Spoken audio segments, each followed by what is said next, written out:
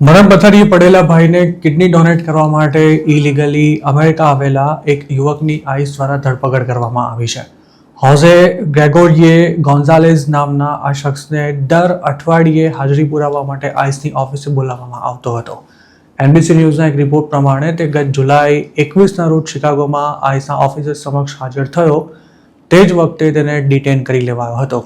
ગોન્ઝાલેઝને એપ્રિલથી દર અઠવાડિયે બોલાવવામાં આવતો હતો અને ક્યારેક તેને વીકમાં 2 વાર પણ હાજરી પુરાવવી પડતી હતી.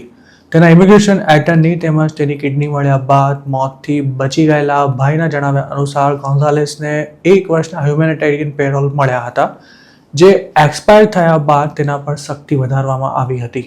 ગોન્ઝાલેઝના લોયર પીટર મિનેકે આ અંગે એવું જણાવ્યું હતું કે તેને ડિટેન કરવાની જરૂર ન હોવા છતાં પણ હાલ તેને ડિટેન્શન સેન્ટરમાં મોકલી દેવાયો છે. ગોન્ઝાલેઝનો કોઈ ક્રિમિનલ રેકોર્ડ નથી અને તે નિયમિત હાજરી પણ પુરાવતો હતો. જુલાઈ 21ના રોજ તેની ધરપકડ કરવામાં આવી ત્યારે તેનો ભાઈ તેને લેવા માટે જવાનો હતો, પણ તેને ખાલી હાથે પાછા આવવું પડ્યું હતું. તો બીજી તરફ ઓગસ્ટ 2025માં કિડની ટ્રાન્સપ્લાન્ટ બાદ હજુ પણ ગોન્ઝાલેઝનો ભાઈ રિકવર થઈ રહ્યો છે. ગોન્ઝાલેઝને ડિટેન કરાયો ત્યારે પણ તેના ભાઈની ફોલોઅપ મેડિકલ અપોઇન્ટમેન્ટ હતી. પોતાને કસ્ટડીમાં લેવાયો તે પહેલાં ગોન્ઝાલેઝે તેના ભાઈને છેલ્લો મેસેજ મોકલતા જણાવ્યું હતું કે હવે મને અરેસ્ટ કરવામાં આવી રહ્યો છે અને કદાચ ડિપોર્ટ પણ કરી દેવાશે. ગોન્ઝાલેઝના ભાઈનું કહેવું છે કે અમેરિકામાં તે પોતાનો એકમાત્ર સહારો હતો. જો તેને ડિપોર્ટ કરી દેવાશે તો પોતે આ દેશમાં એકલો અને નિરાધાર થઈ જશે. માર્ચ 2025માં ગોન્ઝાલેઝ પહેલીવાર સમાચારોમાં ચમક્યો હતો. તે પોતાના ભાઈને કિડની આપે તે પહેલાં જ તેને આઈસ દ્વારા ડિટેન કરી લેવાયો હતો. તેને છોડાવવા માટે શિકાગોમાં કાર્યરત નોન પ્રોફિટ ઓર્ગેનાઇઝેશન્સ એક્ટિવ થયા હતા અને ખાસા પ્રયાસો બાદ તેને છોડાવવાની સાથે સાથે 1 વર્ષના હ્યુમેનિટેરિયન પેરોલ અપાવવામાં પણ સફળતા મળી હતી.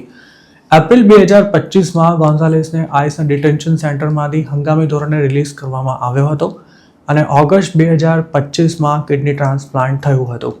હવે ફરી તેને ડિટેન્શન સેન્ટરમાં મોકલી દેવાયો છે ત્યારે તેના વકીલનું કહેવું છે કે જેનાથી અમેરિકાને કોઈ જ ખતરો નથી તેવા શખ્સને કોઈ ક્રિમિનલની માફક ટ્રીટ કરવામાં આવી રહ્યો છે.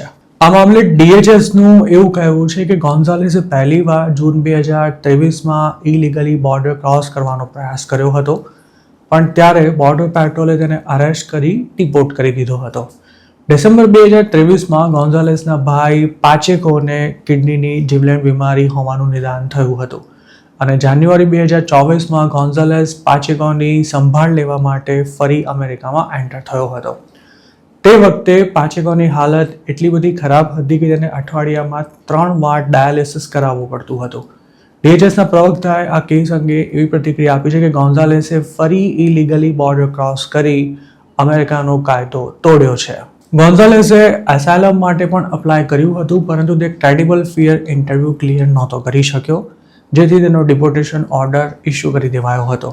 જોકે તેમ છતાં પણ તેને GPS ટ્રેકર પહેરાવવાની સાથે આઈસમાં નિયમિત હાજરી પુરાવવાની શરતે રિલીઝ કરી દેવાયો હતો.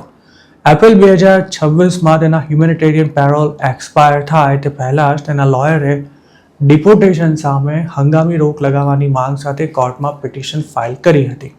આ પિટિશન પર કોર્ટ કોઈ નિર્ણય લે તે પહેલાં જ ગોન્ઝાલેઝને આઈસ દ્વારા ફરી અરેસ્ટ કરી લેવાયો છે.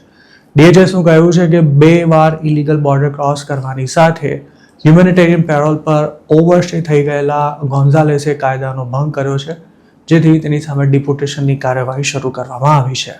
ગોન્ઝાલેઝ અને પાચેકો બ્રધર્સ મૂળ વેનેઝુએલાના છે. પાચેકોનું કિડની ટ્રાન્સપ્લાન્ટ થયું તે પછી જાન્યુઆરી 2026માં તેને સિવિયર બ્લડ ઇન્ફેક્શન થઈ ગયું હતું અને તે વખતે તે ફરી મરવાની અણી પર આવી ગયો હતો.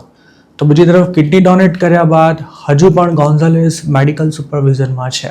પાચેકોનું કહેવું છે કે વેનેઝુએલાની હેલ્થકેર સિસ્ટમ સાવ ખસ્તા હાલતમાં છે અને તાજેતરમાં આવેલા ભૂકંપને કારણે દેશની સ્થિતિ વધુ બગડી છે.